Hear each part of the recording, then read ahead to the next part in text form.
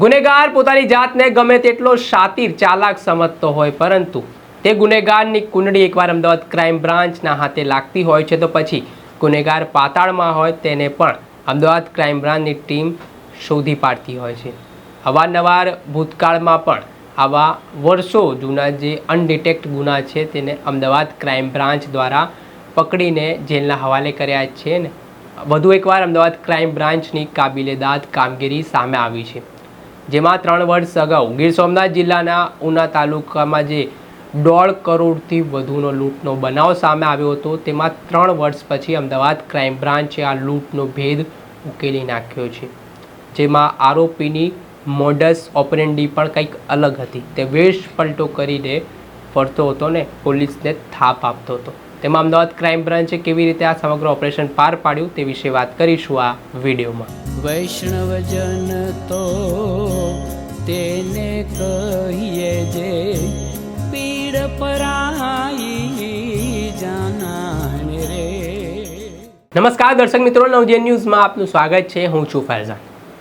Ahmedabad crime બ્રાન્ચનું નામ સાંભળીને ગુનેગારોમાં ફફડાટ ફેલાઈ જતો હોય છે ને એકવાર અમદાવાદ ક્રાઇમ બ્રાન્ચના હાથમાં કેસ પહોંચી જાય તો પછી આરોપી ગમે ત્યાં છુપાયેલો હોય તેની ધરપકડ અમદાવાદ ક્રાઇમ બ્રાન્ચ દ્વારા કરી લેવામાં આવતી હોય છે। આજથી 3 વર્ષ અગાઉના ગુનાની વાત કરવી છે, જેમાં ઉના તાલુકામાં 1.5 કરોડ રૂપિયાની લૂંટ થઈ હતી ને જે લૂંટ કરનાર મુખ્ય આરોપી છે તે છેલ્લા 3 વર્ષથી પોલીસને ચકમો આપીને ફરાર હતો। તેના ઉપર 10,000 રૂપિયાનો ઇનામ પણ હતો ને જેમાં અમદાવાદ ક્રાઇમ બ્રાન્ચની ટીમે આ જે લૂંટારો છે તેને ઝડપી પાડવામાં મોટી સફળતા પ્રાપ્ત કરી છે। ઘટનાની વિગતે વાત કરીએ તો આજથી 3 વર્ષ અગાઉ ઉના તાલુકામાં પટેલ સોમા રામદાસ નામની આંગડિયા પેઢીના કર્મચારી છે તે વહેલી સવારે 5 વાગ્યાની આસપાસ પોતાના એક્ટિવા ઉપર હીરાને રોકડ ભરેલી પૈસાની બેગ લઈને જઈ રહ્યા હતા। આ દરમિયાન જે આ લૂંટનો પ્લાન ઘડનાર મુખ્ય આરોપી છે મૌલિકસિંહ વાઢેર તે પોતાના અન્ય સાગરીતો સાથે મળીને રેકી કરે છે ને જ્યારે આંગડિયા પેઢીના કર્મચારી તે રસ્તા પરથી પસાર થાય છે ત્યારે તેમને બેગ ઝૂંટવીને ભાગી જાય છે। આ સમગ્ર મામલામાં ઉના પોલીસ સ્ટેશન ખાતે આ લૂંટની ફરિયાદ નોંધાય છે અને આરોપીઓ છે તે તમામ અલગ અલગ સ્થળો પર ભાગી હતા। શરૂઆતના દિવસોમાં પોલીસે એક કડીઓ પ્રાપ્ત કરી હતી, પરંતુ જે આ મુખ્ય આરોપી હતો મૌલિકસિંહ વાઢેર તેના સુધી પોલીસ પહોંચી શકી નહોતી।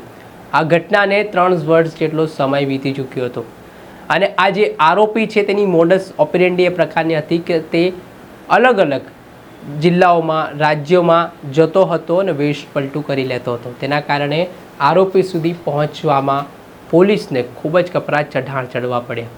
જોકે ત્યારબાદ અમદાવાદ ક્રાઇમ બ્રાન્ચને આ સમગ્ર ઘટનાની જાણ થઈ હતી અને અમદાવાદ ક્રાઇમ બ્રાન્ચની ટીમને બાતમી મળી હતી કે ઉનામાં 1.5 કરોડની લૂંટ ચલાવનાર આરોપી મૌલિકસિંહ વાઢેર છે તે અમદાવાદમાં ફરી રહ્યો છે ને આ બાતમીના આધારે અમદાવાદ ક્રાઇમ બ્રાન્ચની ટીમે હ્યુમન ઇન્ટેલિજન્સનો ઉપયોગ કરીને આરોપીને દબોચી લીધો હતો।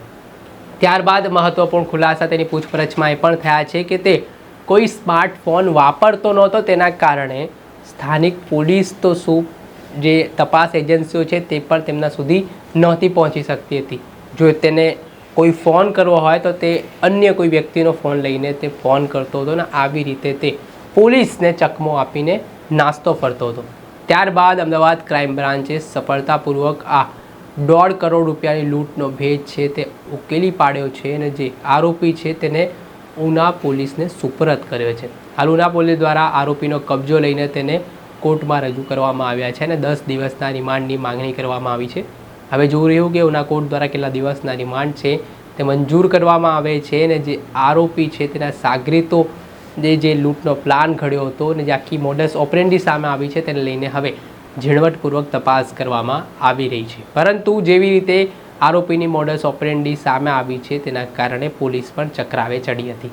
દર્શક મિત્રો, અત્યાર સુધીમાં બસ આટલું આવા નવા વિડીયો સાથે આપને માહિતગાર કરતા રહીશું, એટલે નવજીવન ન્યૂઝની ચેનલને આપ લાઇક કરો, સબસ્ક્રાઇબ કરો અને શેર કરવાનું ભૂલતા નહીં। નમસ્કાર।